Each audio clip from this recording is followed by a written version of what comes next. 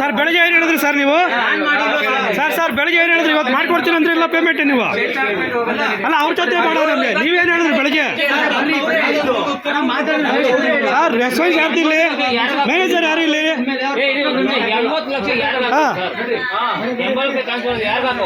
ಬೆಳಗ್ಗೆ ಏನು ಹೇಳಿದ್ರಿ ನೀವು? ಕೇಳೋ ಕೆಲಸ ಇಲ್ಲ ನಮ್ಗೆ ಬೆಳಗ್ಗೆ ಇಲ್ಲ ಅಲ್ಲ ಮಕ್ಕಳನ್ನ ನಾಚ ಹೇಳ ಇಲ್ಲ ನಮ್ದು ಪೆಂಡಿಂಗ್ ಇದೆ ಅಂತ ಹೇಳ್ತಾರೋ.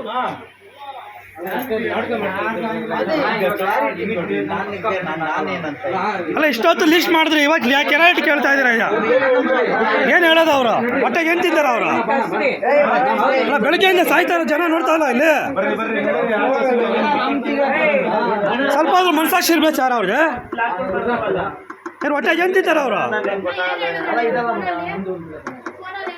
ರಾತ್ರಿ ಎಲ್ಲ ನೀವು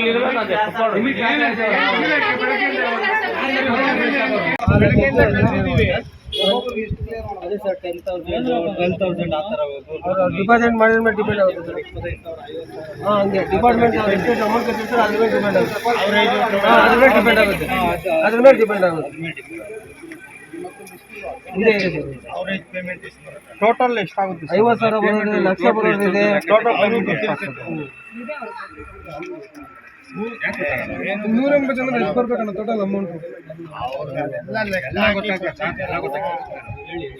ಇದೆ ಅದೇ ಟೋಟಲ್ ಹೇಳಿ ಸರ್. ಟೋಟಲ್ ಇವಾಗ 180 ಜನನೂ ಇದ್ದಾರೆ ಇಲ್ಲಿ. ಇಲ್ಲ ಡಿಸ್ಪ್ಯಾಚ್ ಆದ್ರೆ ಸರ್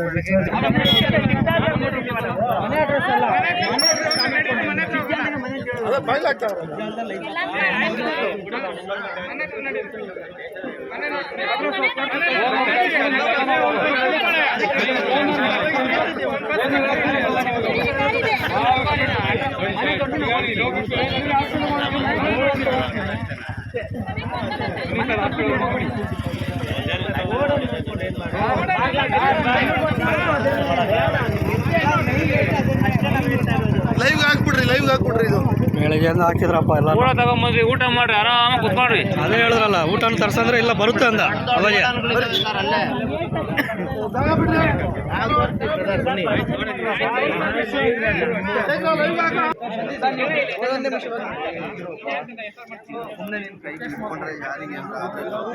ಯಾರು ಆಗಲ್ಲ, ಏನು ಆಗಲ್ಲ, ಒಂದಕ್ಕೆ ಏನೂ ಆಗಲ್ಲ.